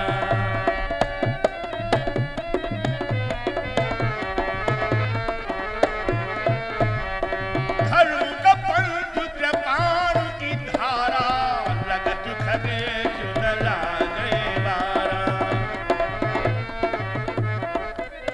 गुरुदेव धर्म पे चलना तलवार पे चलना दोनों बराबर हैं। वही धर्म पे चल सकता है जिसके हाथ में शास्त्र हो तो दूसरे हाथ में शस्त्र भी होना जरूरी। परशुराम कहने लगे ये तो हमारे विचारधारों का है।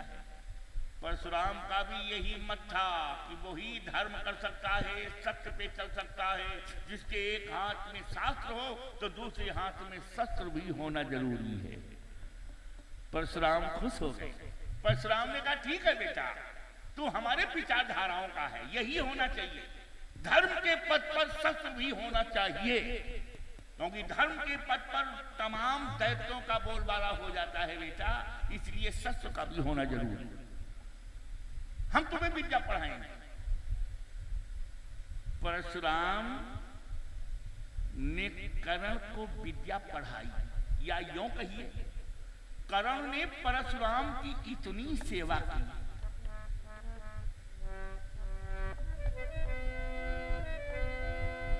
शिशु की अटल श्रद्धा बिलो, गुरु ने वो ज्ञान प्रकाश किया। थोड़े दिनों में थोड़े श्रम से सब विद्या का अभ्यास किया। थोड़े दिनों में थोड़े श्रम से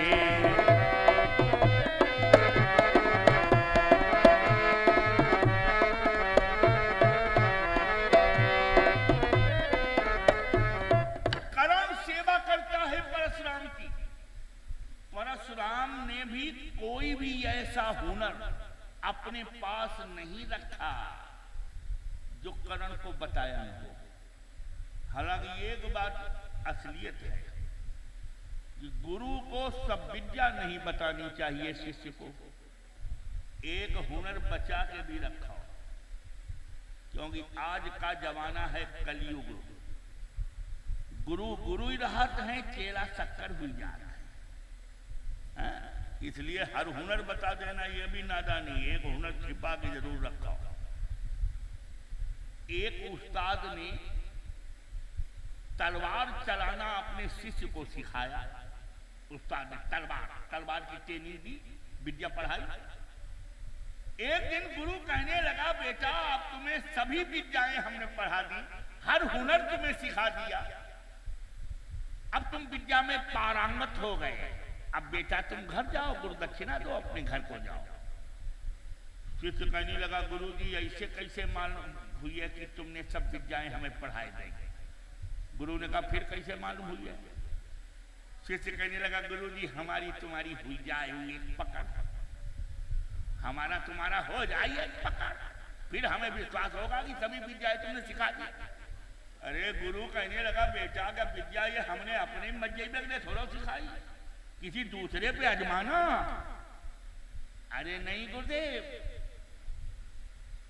भरोसे के लिए, विश्वास के लिए युद्ध हमारा आपका हो जाए तो हमें भरोसा हो जाए, परीक्षा हो जाए। ठीक है बेटा, अगर ऐसी मर्जी है तो कल हमारा तुम्हारा युद्ध होगा, मगर बेटा तलवारें दोनों की नई होनी चाहिए। गुरु शिष्य का युद्ध दोनों की तलवारें नई होनी चाहिए, पुरानी नहीं, नई। कारीगर जो था तलवार बनाने वाला, गुरु शिष्य दोनों उसके पास पहुंचे, दुआ सलाम हुई। कारीगर ने कहा बताइए क्या सेवा करें? चेला कहने लगा तलवारें बनवानी है उस्ताद, एक नहीं दो, एक गुरु जी की एक हमारी। तो कितनी लंबी तलवार हो? गुरु जी ने कहा कि हमारी तलवार 20 हाथ लंबी बनाना बेटा, 20 हाथ लंबी। कारीगर ने कहा 20 हाथ लंबी? पहला ग्राहक आया जो 20 हाथ लंबी तलवार बना रहा। चेला से पूछा तुम्हारी कितनी लंबी हो तलवार?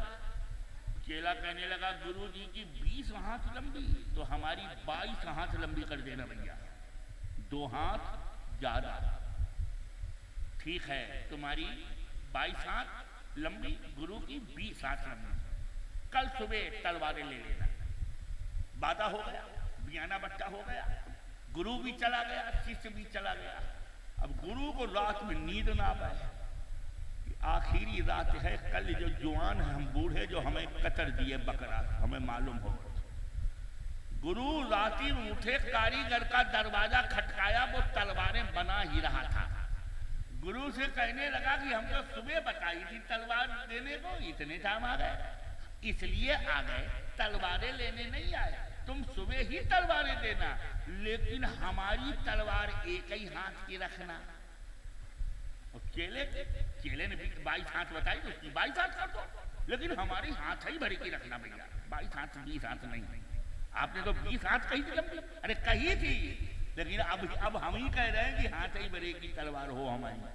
चेले की 22 हाथ लंबी, दोनों की तलवारें तैयार हो गई, गुरु की और शिष्य की। शिष्य की 22 हाथ लंबी तलवार, गुरु जी की हाथ ही भरे। रात ही भरे वहां प्लान बदल गो गुरु जी को, हाथ ही भरे की तलवार।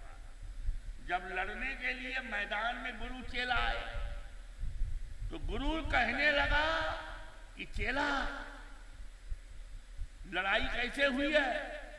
तो कहने लगा चेला गुरु जी जब हम कहा लड़ाई शुरू तो लड़ाई शुरू, और जब हम कहा लड़ाई बंद तो गुरुदेव लड़ाई बंद। ठीक है बेटा, तो लड़ाई शुरू? हाँ गुरु जी लड़ाई शुरू। अब दोनों की म्यान में तलवारें, अब जहां लड़ाई शुरू हुई कि चेला ने तलवार खींचना शुरू किया।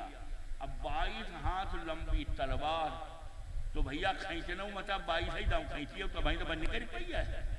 अब गुरु जी की हाथ ही भरे की तलवार, इन्हें अब 4-5 हाथ खींच पाई म्यान से तलवार तले। गुरु जी हाथ भरे की तलवार लेके टिटुआ पर ठाड़े कि बताओ तुम्हें बकरा तो काट दे। अरे गुरुजी बस यही हुनर तुमने हमें नहीं सिखाओ रहा। गुरु ने कही बेटा अगर जहाँ हुनर तुम्हें सिखाई देते तो गुरु की तो आखिरी रात हुई गई रही बेटा, इसलिए ये एक हुनर छिपा के जरूर रखो। मगर कर्ण ने सेवा करके कोई भी हुनर परशुराम के पास नहीं रखा जो सीख न लिया हो। परशुराम कर्ण से पुत्र की तरह प्यार करते, अभ्यास कराते।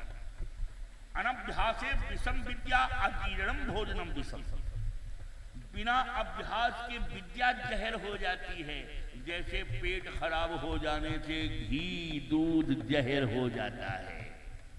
आज अभ्यास कराता है कर्ण से।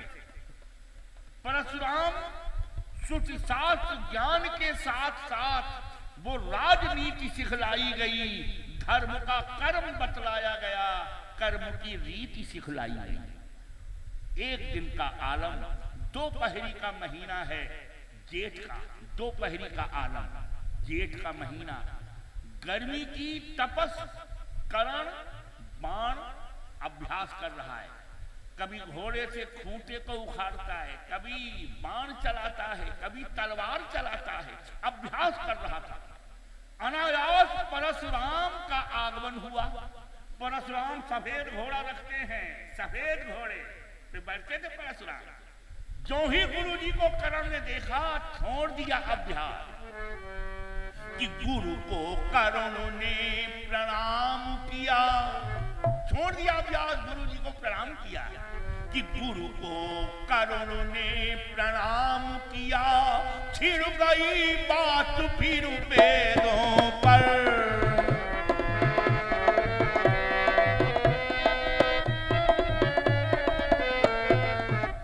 कर्ण ने घोड़े की लगाम पकड़ ली। परशुराम के साथ साथ घने पेड़ की छाया में पहुंचे। परशुराम गर्मी से परेशान थे। कर्ण ने चटाई बिछा दी, परशुराम को बिठाया, पंखा डुलाने लगा कर्ण। तो परशुराम को ठंडी हवा लगी तो लेट गए। कर्ण ने परशुराम का सर अपनी जंघा पे रख लिया, पंखा डुलाने लगा। धीमे धीमे जब पंखा डुलाने लगा, ठंडी हवा लगी तो परशुराम को नींद आने लगी। देखिए क्या होता है। गुरु को कर्ण ने प्रणाम किया, छिड़ गई बात फिर वेदों पर। शिष्य की जंघ पर सिर रख कर, सो गए वहां गुरु बर थक कर। शिष्य की जंघ पर सर रख कर, सो गए वहां गुरु बर थक कर।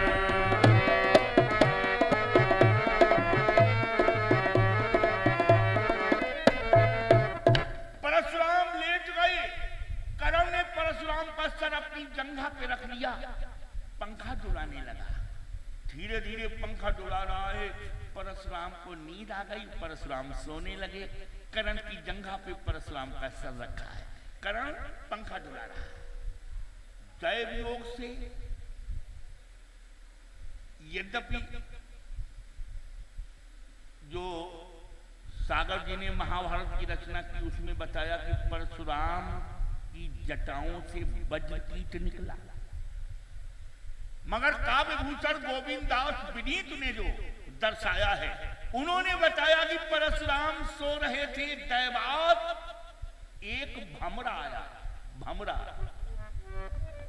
दैवात एक भमरा आकर कर्ण के पास मडराने लगा। भमरा कर्ण के पास कानों की तरफ भन भनाने लगा। देखो, भमरा प्रेम करता है फूल से, मगर चंपा के फूल पे भमरा कभी नहीं बैठता। एक क्यारी में चंपा भी है, गुलाब भी है। तो गुलाब ने चंपा से कहा कि तुझमें 3 गुण हैं चंपा, इसीलिए तू संसार में पूजी जाती है। अवगुण तुझमें एक बहुत बड़ा है। चंपा ने कहा क्या? तो गुलाब ने कहा सुन कि चंपा ता में 3 गुण, रूप रंग और बास। अवगुणता में एक है भमर नवावत पास। अवगुणता में एक है भमर नवावत पास। तो चंपा ने कहा तुझे मालूम है गुलाब, भमरा मेरे पास क्यों नहीं आता? भमरा जाता है प्रेम करने, और जैसा मेरा रंग है वैसा रंग है राधा रानी का, और जैसा भमरे का रंग है वैसा है रंग श्याम सुंदर का। कि चंपा बरण है राधिका, चंपा बरण है राधिका, अब भमर कृष्ण को दास। तो आपन जननी मानी के भमर नवावत पास। और भमरा जहां जाता है वो प्रेम करता है। और प्रेम कब तक करता है? कि किसको प्यार कौन करता है, स्वार्थ का नाता है। रस विहीन हो फूल तड़पता, भौरा उड़ जाता है।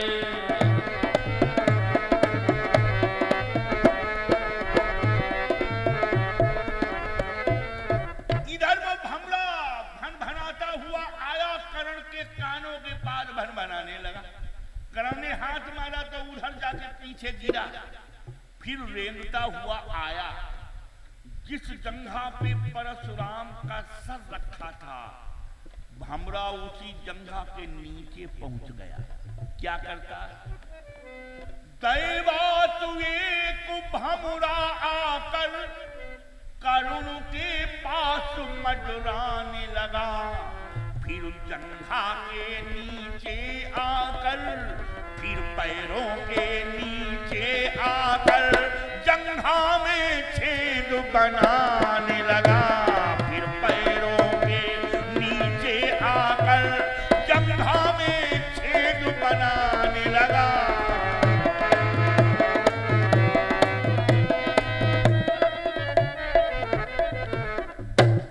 जिस जंघा पे परशुराम का सर रखा था, उसी जंघा में भमरा सुराख करने लगा। वैसे भमरे के पास इतना कठोर औजार होता है, कितनी भी कठोर लकड़ी हो, मगर भमरा आर पार कर देगा, सुराख कर देगा। मगर कमल की पंखुड़ी नहीं काट सकता। भमरा कमल में बैठ गया, कमल का स्वभाव है, सूर्य अस्त होता है, कमल बंद हो जाता है। वो पराग लेता रहा, मस्ती में बैठा रहा, सूर्य अस्त हुआ, कमल बंद हो गया, भमरा कैद हो गया। अब भमरे के पास अब औजार काम नहीं करता है। जो बर्मा लकड़ी में सुराख कर देता है, वो पंखुड़ी कमल की नहीं काट सकता, क्योंकि जिससे प्रेम होता है उसे कोई श्राप तो देता ही नहीं। जिससे प्रेम है उसे श्राप नहीं देता है। जैसे पिता का पुत्र से प्रेम है, कितना भी पुत्र तरक्की करे, लड़का कितनी तरक्की करे, कितना भी नाम कमाए, यश कमाए, कोई भी पिता नहीं होगा जिसको ईर्ष्या हो या जलन हो। दूसरी बात, अगर किसी फकीर को कुछ भीख दोगे तब वो आशीर्वाद देगा। मंदिर में जाओगे, देवी देवताओं को कुछ नजर भेंट चढ़ाओगे तो आशीर्वाद पाओगे। कथा में आए हो तो कुछ चढ़ाओगे तभी तो आशीर्वाद मिलेगा। लेकिन माँ और बाप ये दो ऐसे हैं, कुछ भी न दो फिर भी वो आशीर्वाद ही देते हैं, फ्री में आशीर्वाद। चाहे खाना दो या न दो, कपड़ा दो या न दो, फिर भी वो पुत्र की कामना कुशलता की करता है। आज भमरा जो है वो पैरों में नीचे जाकर के जंघा में जब छेद करने लगा, करण को दर्द हुआ, पंखा डुला रहा है, मगर सोचने लगा अगर जंघा हिल गई तो गुरु जी अभी अभी सोए हैं, जाग जाएंगे, कच्ची नींद जागने से सर में दर्द हो जाए, जंघा नहीं हिलाऊंगा, गुरु जी को जागने नहीं दूंगा। गुरु जी सो रहे, पंखा डुला रहा था, इधर पीछे सुराग जंघा में कर रहा है भमरा, उसी जंघा में जिस पर परशुराम का सर रखा है। कहने लगा भमरे, मैं जान चुका हूं वे भमरे, तेरी तो आज परीक्षा है, गुरुता की प्रथम परीक्षा है, ये गुरु भक्ति की परीक्षा है, गुरुता की प्रथम परीक्षा है, ये गुरु भक्ति की परीक्षा है।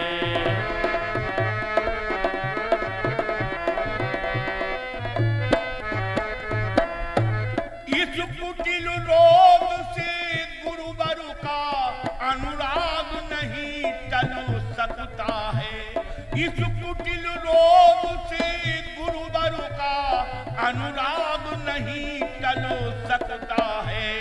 दे चला आरियां तू सर पर करण नहीं हिल सकता है ते चला आरिया तू सर पर करण नहीं हिल सकता है।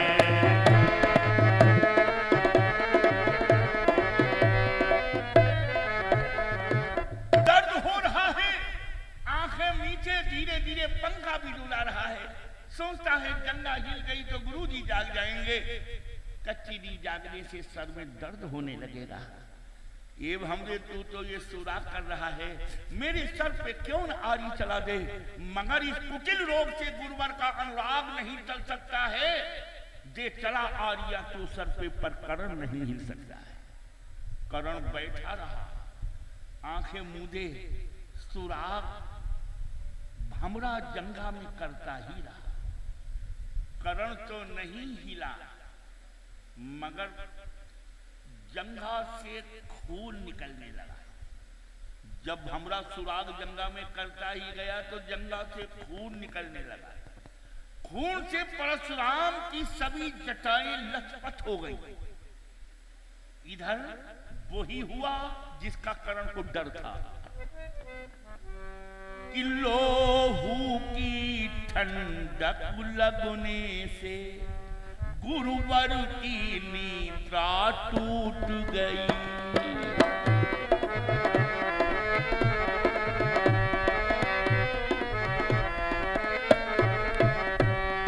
लोहू की ठंडक लगने से गुरुवर की निद्रा टूट गई। वो छलका फंडा टूट गया, शीशता वहीं पर टूट गई।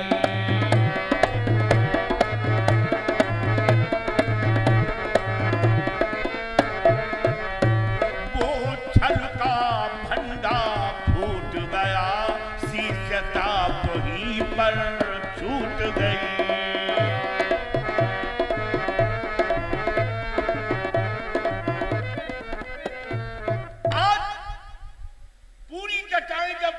परशुराम की भीग गई, परशुराम की आंखें खुल गई, सर पे हाथ रखा, कहने लगे बेटा करण। करण आंखें मूंदे हुए धीरे धीरे पंखा डुला रहा था। परशुराम ने कहा बेटा करण। हाँ गुरुदेव सो जाओ। कैसे सो जाऊं, ये खून कहां से निकला? गुरुजी एक छोटा सा कीड़ा जंघा में सुरा कर रहा है और तू बैठा है। हाँ गुरुदेव मैंने सोचा अगर जंगा हिल गई तो आप जाग जाएंगे, सर में दर्द होने लगेगा, और ये छोटा सा कीड़ा मेरा क्या बिगाड़ पाएगा। मगर गुरुदेव मैं हार गया, भमरा जीत गया। परशुराम कुछ देर तो खामोश रहे, एकदम भरभरा के उठ के खड़े हो गए, कहने लगे नालायक कौन छली है, कौन है? आए मूर्ख अब भी बतला दे, क्या वास्तव में तू ब्राह्मण है? तेरी क्षण क्षण की चालों से जाहिर होता क्षत्रियपन है। तेरी क्षण क्षण की चालों से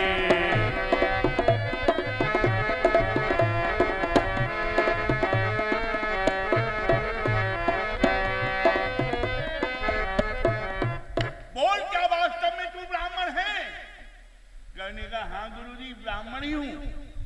परशुराम ने कहा झूठ बोला तो अभी तुझे भस्म कर देंगे नालायक। मैं धूप में सफेद नहीं हुआ हैं? कि ब्राह्मण कितना ही योद्धा हो, पर यह साहसी विचार कहाँ। जीते के डंक चुभाने से मच जाता हाहाकार वहां।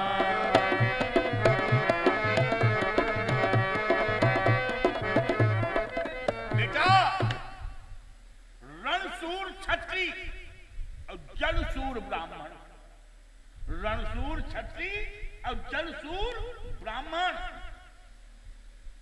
ब्राह्मण का जौहर देखना है तो निमंत्रण करके देखा कितनी पूरी लड्डू खा गया। ये मार धार क्या जाने ब्राह्मण।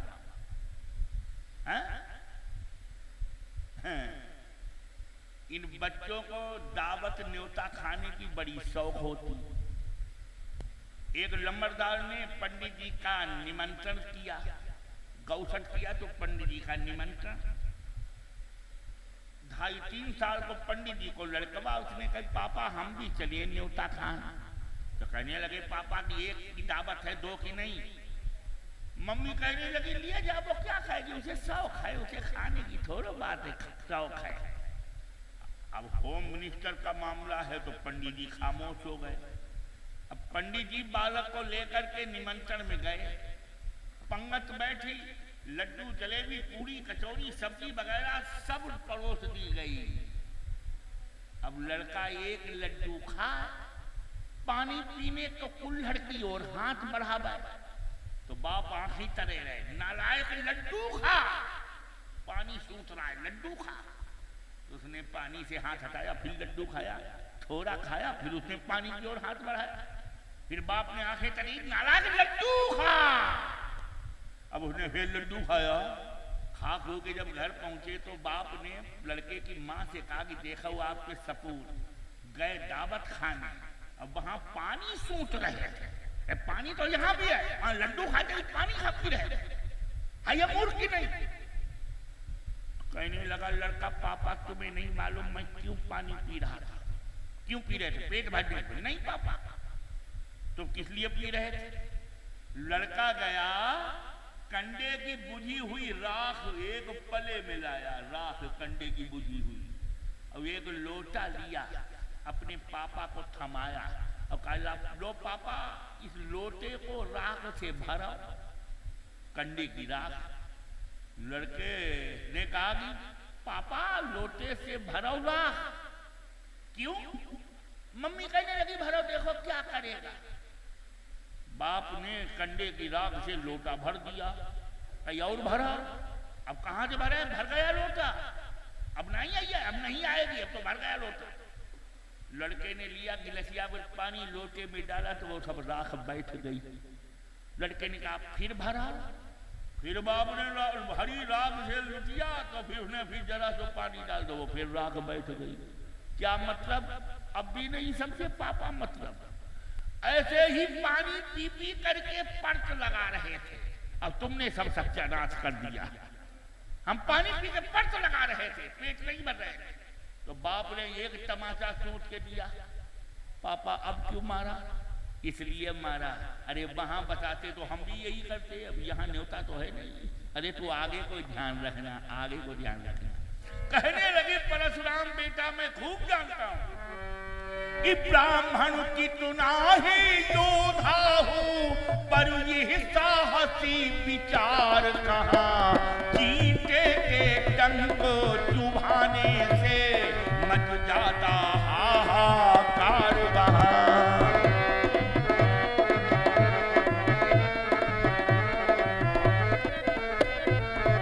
अरे मूर्ख अब भी सच बतला दे, वरना शीशता न पालूंगा, एक ही श्राप से सब प्रताप मैं नष्ट भ्रष्ट कर डालूंगा।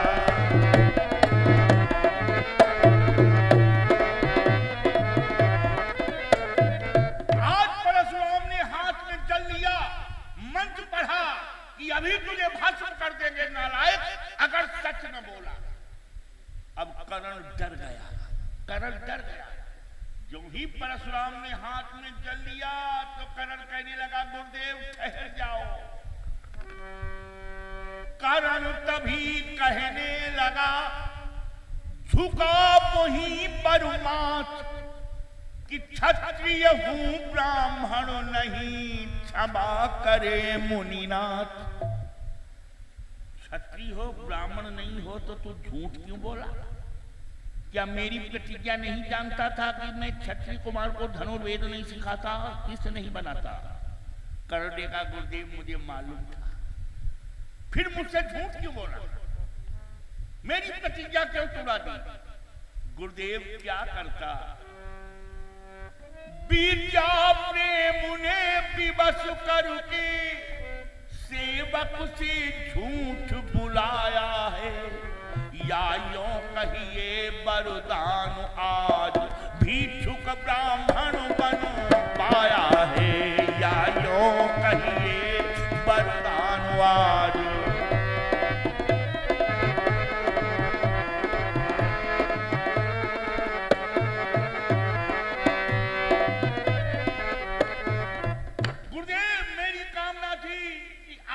शिष्य बनूं, संसार में नाम रोशन करूं, मगर गुरुदेव आप तो प्रतिज्ञा किए बैठे थे कि क्षत्रिय को धनुर्वेद नहीं सिखाऊंगा, और मेरी जात में ही गड़बड़ है। गुरुदेव विद्या तो मैंने पढ़ी ही ली। परशुराम कहने लगे विद्या तो तूने पढ़ ली, लेकिन सुन बेटा, मैं अपनी विद्या का चर्म तेज हर रहा हूं। जो मैंने तुझे ब्रह्म विद्या सिखाई है वो मौके पे तू भूल जाएगा, और याद रखना ये विद्या मैंने तुम्हें पढ़ाई है और तुमने मुझसे धोखे से विद्या पढ़ी। गुरु का श्राप कोई मेट नहीं सकता, और मेरे से जो छल किया है उसे दंड तो तुझे मिलना ही है। जो श्राप उसका दंड मिलना ही है। मृत्यु दंड देने से मैं डरता हूं, क्योंकि मैंने तुझे पुत्र की तरह पाला, अपने हाथों से दूध का ग्लास पिलाया, और जिसे पुत्र की तरह पाला उसे मृत्यु दंड तो दे नहीं सकता। मगर इसी समय मेरे आश्रम से चले जाओ, मैं श्रापित व्यक्ति को आश्रम पे नहीं रहने देता।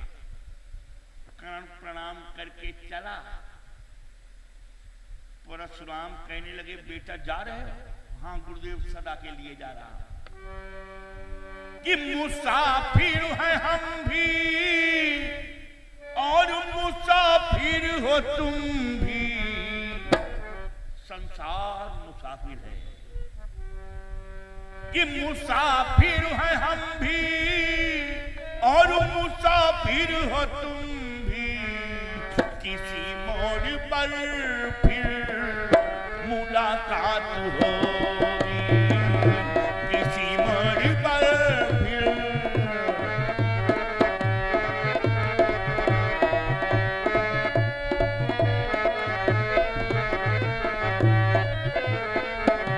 जरा देख ले मुड़ के आई जाने वाली, जरा देख ले मुड़ के आई जाने वाले, न जाने कहाँ फिर, न जाने कहाँ फिर मुलाकात हो,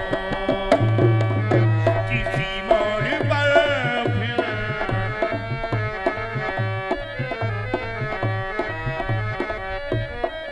तस्कीन दिल के वास्ते वादा तो कीजिए, तस्कीन दिल के वास्ते वादा तो कीजिए, हम जानते हैं आपसे आया न जाएगा। क्यों? इन आंखों से आंसू रुक ना सकेंगे, अब तो हमारी कहीं रात होगी, किसी मोड़ पर फिर।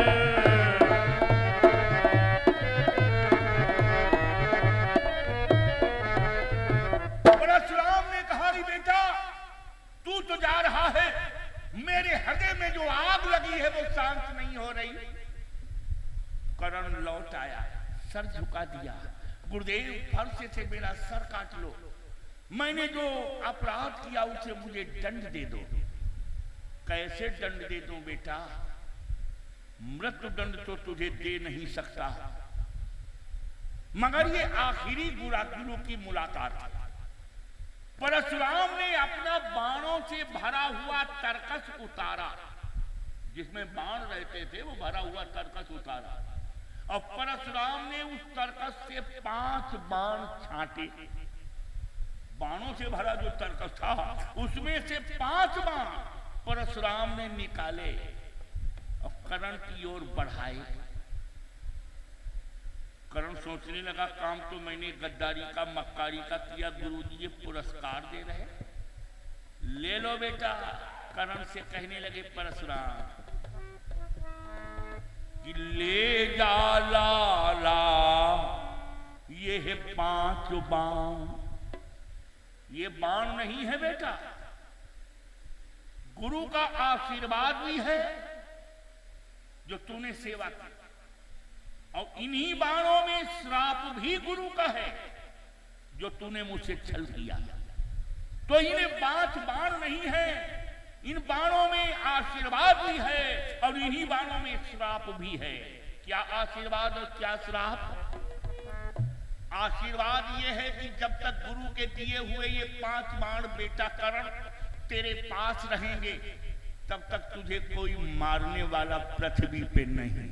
ये तो है वरदान, ये जो सेवा की उसका आशीर्वाद, और जो तूने मुझसे छल किया उसका श्राप भी इन्हीं बाणों में है। सुनो बेटा, ले जा लाला ये 5 बाण जीवन भर तुम्हें बचाएंगे, जब निकल हाथ से जाएंगे तो जीवन लेकर जाएंगे, जब निकल हाथ से जाएंगे तो जीवन लेकर जाएंगे।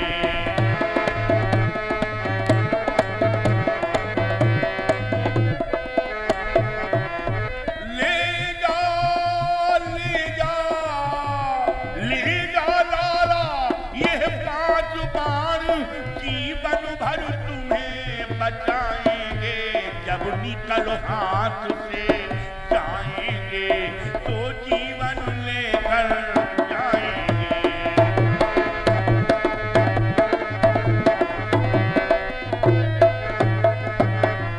अरे क्या करूं कलंकित गुरुता को, क्यों करूं कलंकित गुरुता को, भगवान करे कल्याण तेरा, जीवन में तुझे सुयश बख्शे, ये श्राप और वरदान मेरा, जीवन में तुझे सुयश बख्शे।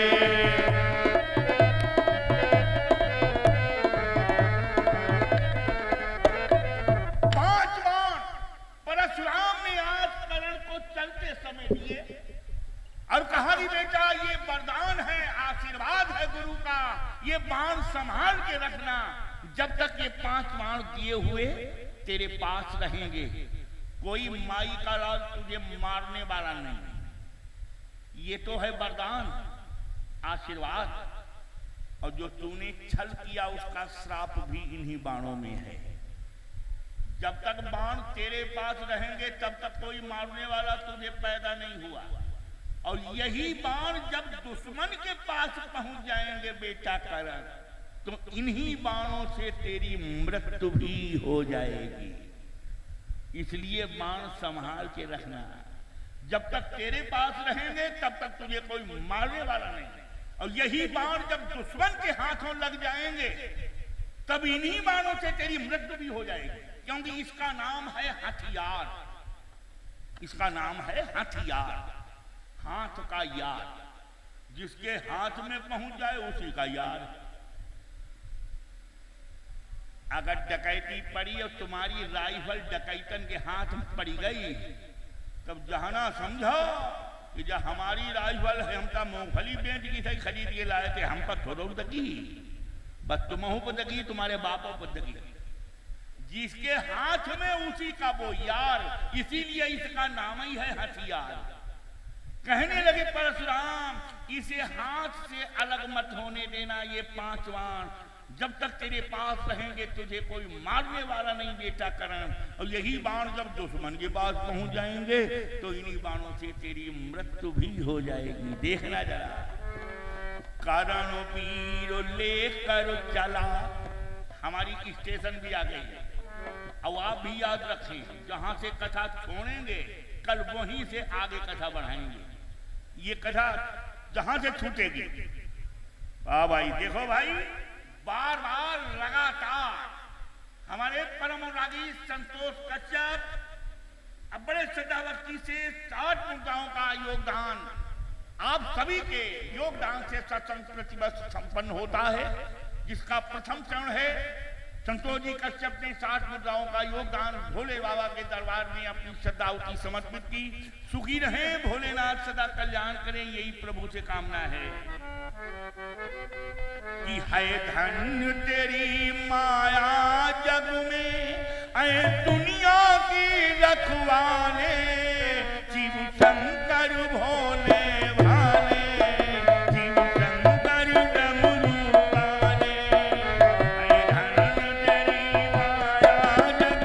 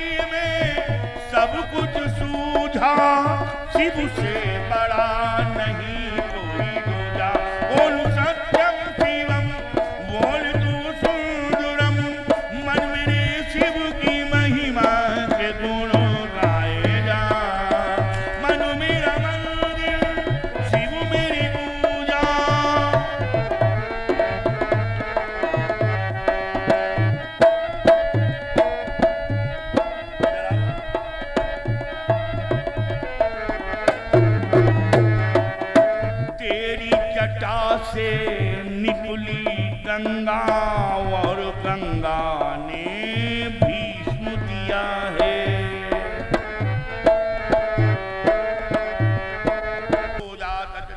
सूर्यो अजाय श्रोता दिवायो से प्रणव समूहाद बग निरजायत।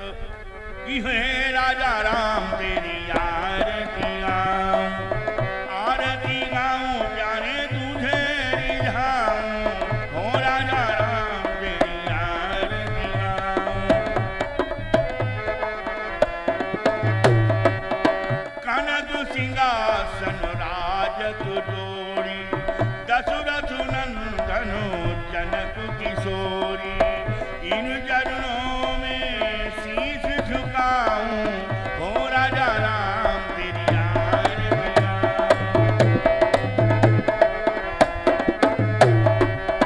वाम भाग सोहत जग जननी, चरण विराजत है सुत अंजनी।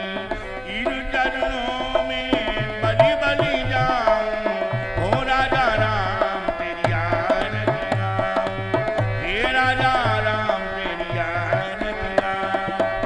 चरणों से निकुली गंगा प्यारी, चरणों से निकुली गंगा प्यारी, जिसने सारी दुनिया तारी। इन चरणों को मन में बसाऊं, हो राजा राम तेरी आरती गाऊं।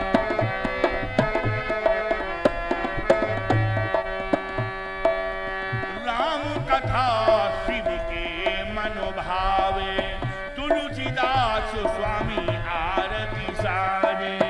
इन चरणों में बलि बलि जाऊं, हो राजा राम तेरी आरती गाऊं, हे राजा राम तेरी आरती गाऊं, हो राजा राम तेरी आरती। बोलिए शंकर भगवान की जय हो, दुर्गा महारानी की जय हो, गायत्री माता की जय हो, लक्ष्मी माता की जय हो, वीर बजरंगबली महाराज की जय हो।